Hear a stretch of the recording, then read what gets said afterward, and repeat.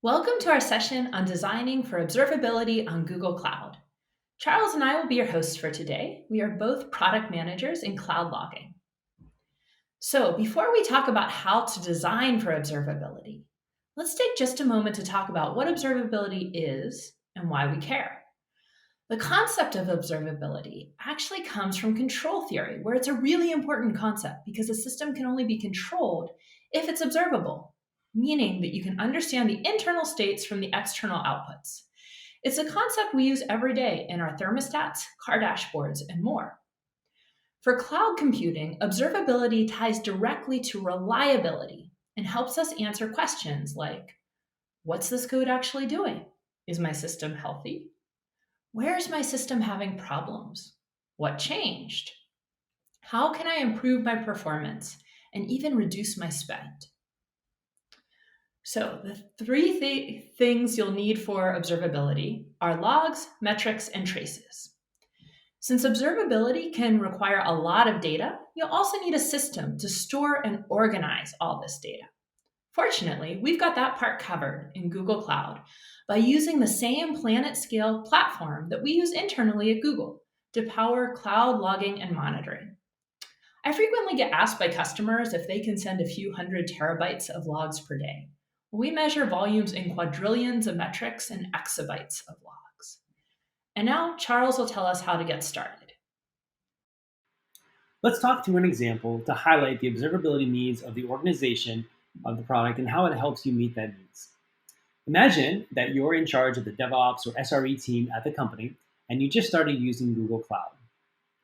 This is a new technology for your organization and you professionally, though you've worked with other cloud service providers. Your job is to develop the observability plans for the infrastructure and applications. While every organization is unique, there may be common cases across organizations. Your specific requirements may be a bit different, and you can tailor your usage to meet those needs.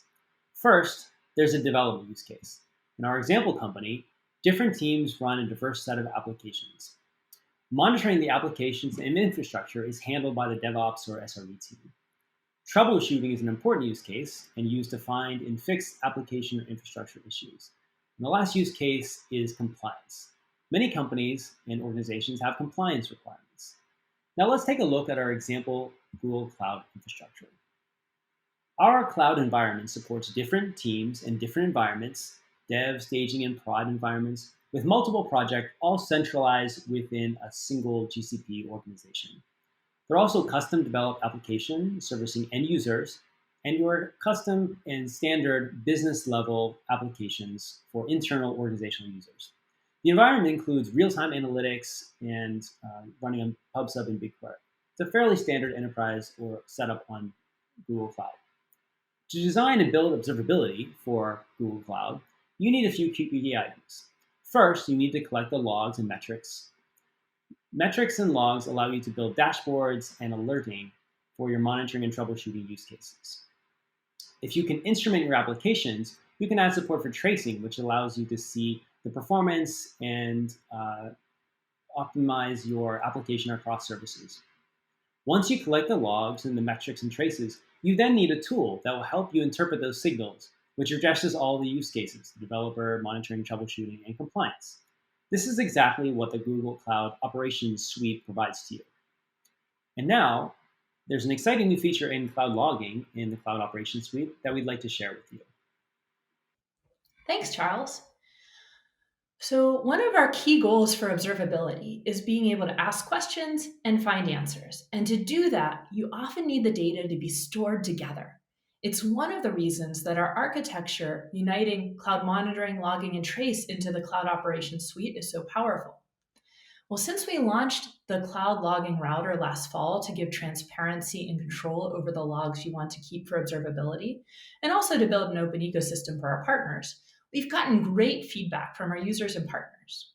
We've heard that you love being able to use log syncs to send data to different destinations and exclusions to fine tune that volume of data.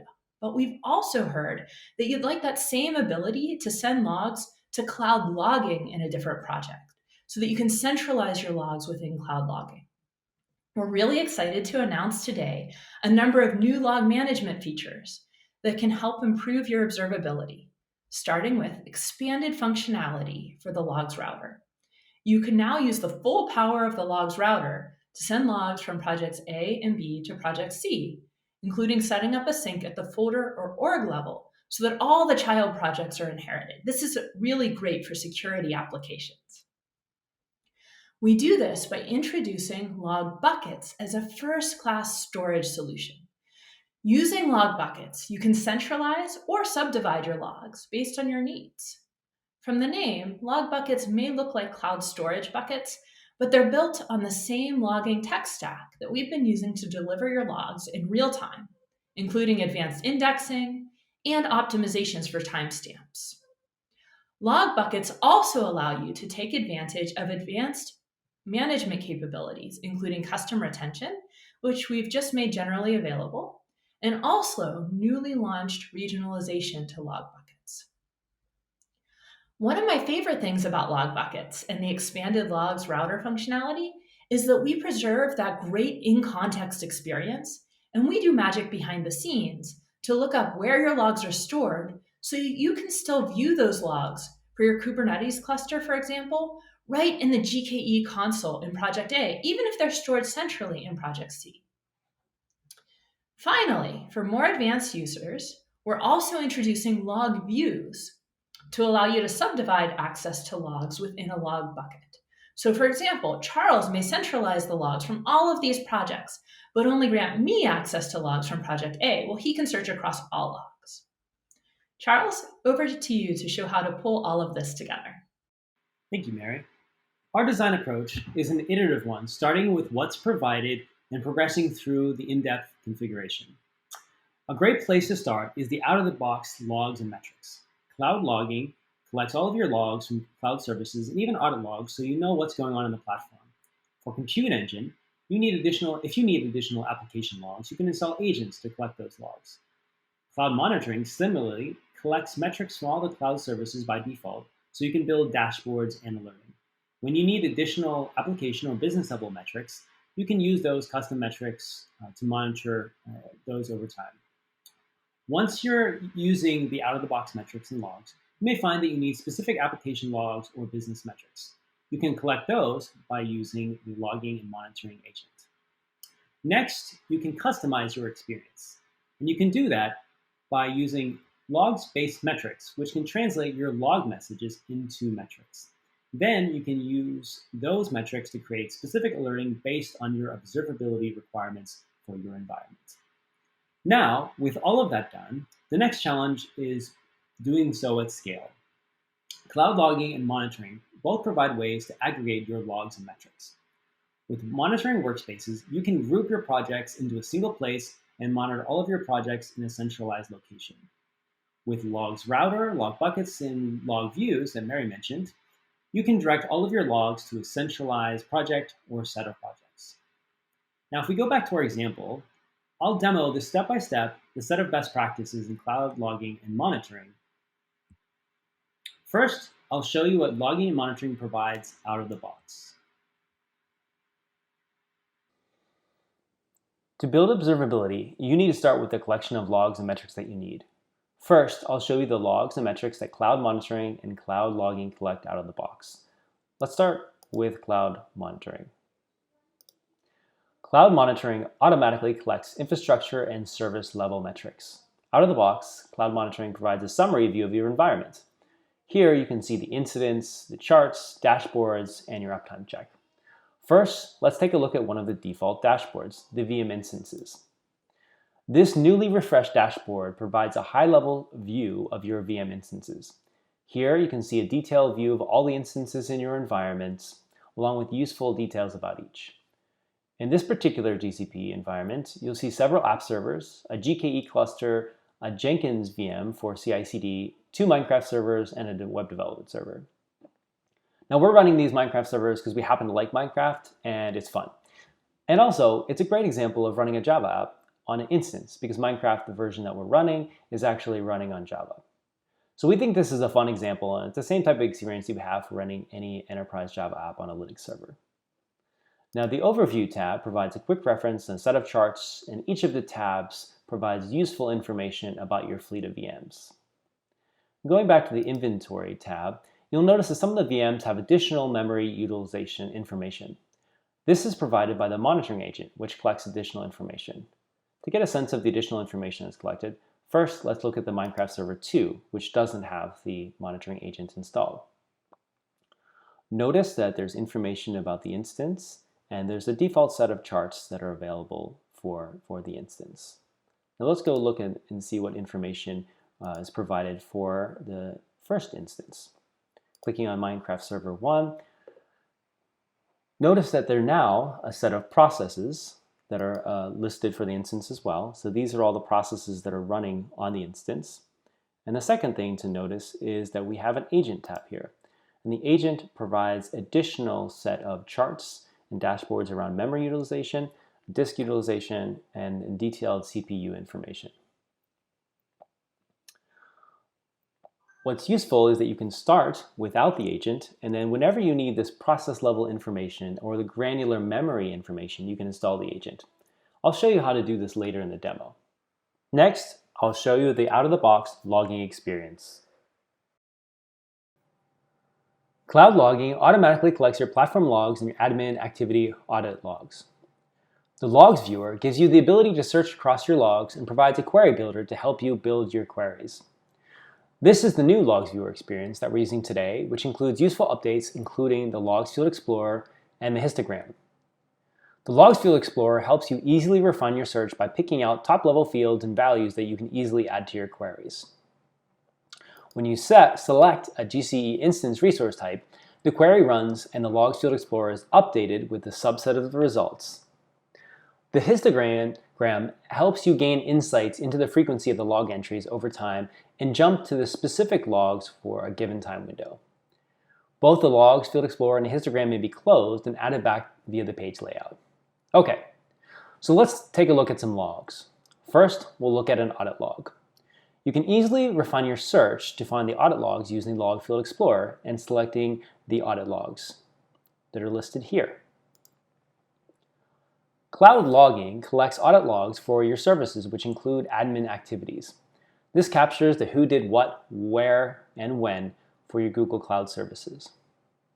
Okay, so now that you have the logs for your admin activities for the VM instance within the project, first we can look for the first operation in the audit log, and you can match the entries for the particular request by looking at the particular operation and then clicking the Show Matching Entries. Now we have all the audit logs for this particular request. Next, we can say who made the request by looking at the proto payload and looking at the authentication fields. So we'll expand the log and look at the authentication information.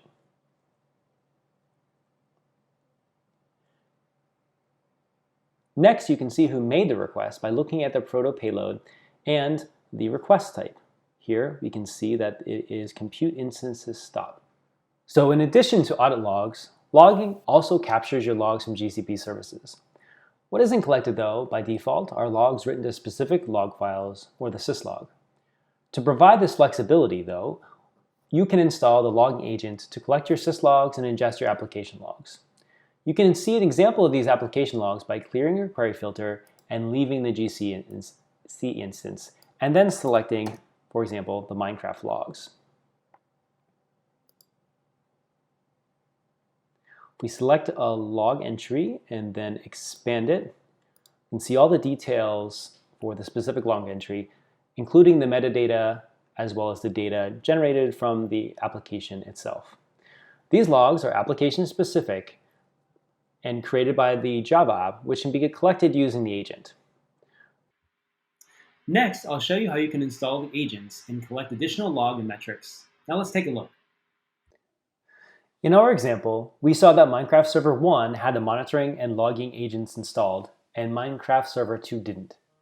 The agents are built by Google on top of the open source FluentD and CollectD projects. So let's install the agents and start collecting Minecraft logs. First, we'll start with the monitoring agent.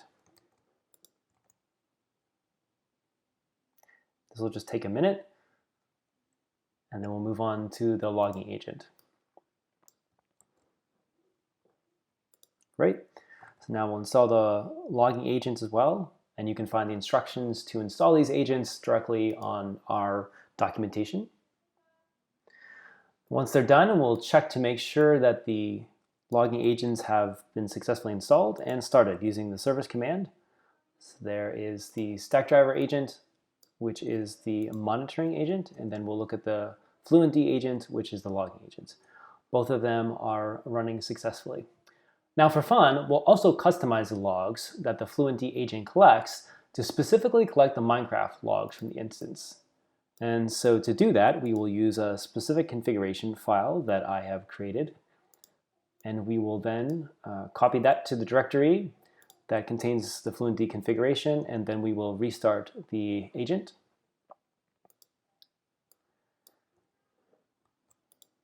And we'll wait for that to restart. Now that it's restarted, we'll take a look at the configuration file that I use. The first thing to notice here is the path to the log, which is the Minecraft log here. The next thing to notice is the tag that we gave it, which is the Minecraft log. And this is the entry that will appear in cloud logging.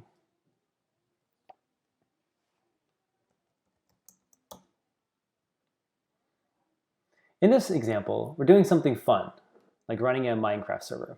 However, these are the same requirements that you have when you're running your own application or instance with your own enterprise software. To show how logging is collecting the logs, I'll issue a command to the Minecraft instance that will appear in the logs, and then I can find that command in the newly tailed logs. So I'll enter the Minecraft server, I will set the time to 0, and once I do that, I can exit the server here.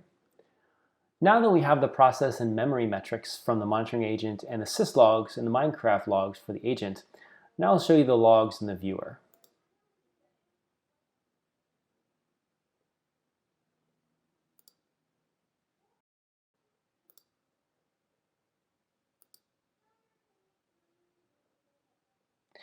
This time I'll use the query builder to query from my virtual machine. So here I'll scroll down to find the VM instance, and I'll look for the Minecraft 2 server here. There it is. And then I'll add that to my query. I'll run my query, and then I'll use the Logs Field Explorer to hone in on the specific Minecraft logs here. So there we see, if we scroll down, we actually see the time that we've set to 0. So if I expand this log, I can show you the fields, very similar. You can see that it's coming from the Minecraft 2 server, and it contains the same text that I just entered. So now you can see that we have the Minecraft logs for the Minecraft 2 server and the message that we've entered, and we've collected that using the logging agent. Next, I'll show you how you can customize your environment by creating log-based metrics and alerting. Now that we've collected all of our logs, let's start making them actionable with custom metrics and alerting. I'll show you how to create a logs-based metric based on the count of the messages from the application. For the example, I'll count the number of times that the server saves the game. This should be a regular process and log entry. If there are no logs from the process over time, then that should trigger a check on the application server. Starting the logs viewer, let's add the specific query to return the logs that we're interested in. Next, we'll click on the action and then click Create Metric. This will load the logs-based metric UI. We can give the metric a name, and then we can create the metric. Now once we've done that, we can actually click on the metric that we just created here, and we can view the logs, we can view the metric in the Metrics Explorer to see the details, and we can even create an alert from that metric. So first, why don't we look at another metric that I've created previously, since we just started correcting this one, and we'll look at the Metrics Explorer for this entry. So this is the Metric Explorer. This is the interface you use in cloud monitoring to, if you would like to do ad hoc analysis over your metrics.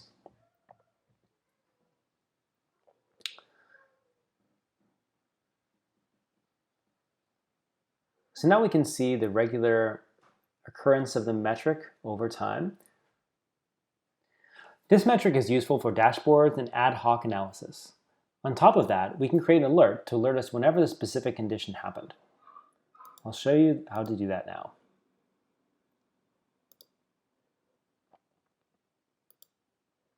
We can go back to the logging console, and we can look at the logs-based metrics that we created just a moment ago, and then we can create an alert for the specific metric. In this case, I will use the metric that I created previously. Create alert for metric. And this will allow me to specify the conditions here. So I will specify the right aggregator. So this helps me identify the values of the metric that I'd like to use. And we can say is below 2 over a given threshold of time. In this case, we'll use 6 hours as our time frame. We will save the alert here. This will ask us to name the alert. And then we have the option of adding a notification channel, such as an email or any of the options here, whether those be Slack or SMS or webhook or even Cloud Pub Sub. I won't add a notification channel here. We also have the ability to add documentation. And once you do that, you've saved your alert. So while we're having fun with the Minecraft example, the same process applies to monitoring the errors from your application, or the request volume, or the CPU utilization for your instances. Next, I'll show you how you can centralize your logging and monitoring. Now that we have collected all of our logs and we've built alerting to customize our environment, the next step is to centralize both logging and monitoring. You'll likely have more than one project, and centralized logging and monitoring makes it easier to find them, makes it easier to satisfy operations use case, and even meet your compliance requirements. Log centralization is provided by the new feature that Mary mentioned, logging buckets. The logging storage section contains the logging buckets, which is a logical container for your logs inside your logging project. In this case, I'd like to send all of my logs for the 3 projects in my organization to this centralized logging project. To do that, I've created a single bucket called all production logs to hold my logs for all 3 projects. And the way that the logs are delivered to this project is through a logging sync. So now I will show you the logging sync in the other project, which delivers the logs to this one. Here, this is the original project I was showing you. And now we have a logging sync, which essentially takes all of the logs that is specified based on your logging sync and sends them to the destination that you select. In this case, we are sending them to the logs in the central logging project, or all production logs. And if we look at the sync itself, you can see that I have sending it to cloud logging. Here's the particular destination in the other project. We have not added any filter, so all logs will be sent, and then we have not opted any logs out of the filter as well. So this will generate logs in our centralized logging project. So let's go take a look at the logs in our centralized logging project.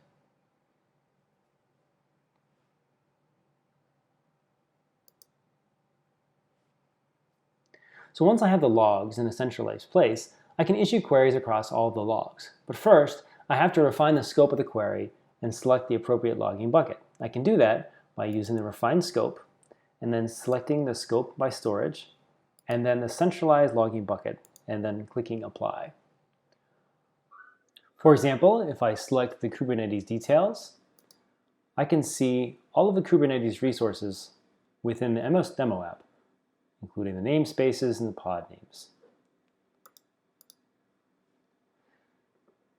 When I select the VM instances, I can see all of the logs that are generated from the instances across all 3 of the projects.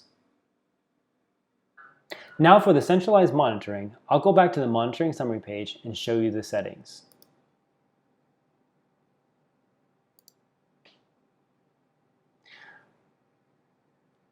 In monitoring, there's a concept of a workspace, which can monitor multiple projects.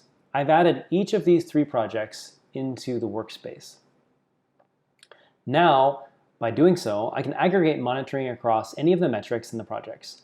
I can create dashboards, alerting, uptime checks for any of the metrics captured in any of the projects. And that's it. Now we've got all of our logs and all of our monitoring metrics in the same place. And with this configuration, you can search across your project logs, you can aggregate metrics in your dashboards for all of your projects. I started out by showing you the out-of-the-box metrics and the logs collected by cloud monitoring and cloud logging. Next, I added agents to collect the additional metrics and logs. Then I customized for my own observability requirements by building a log-based metric and an associated alert. Lastly, I configured all 3 projects in my organization to collect logs into a single bucket and send that to a single workspace. We built a baseline for observability, which can be extended by instrumenting your code for distributed tracing and performance optimization. To learn more about how the Cloud Ops Suite can help you develop observability for your systems, please check out other Cloud Ops sessions.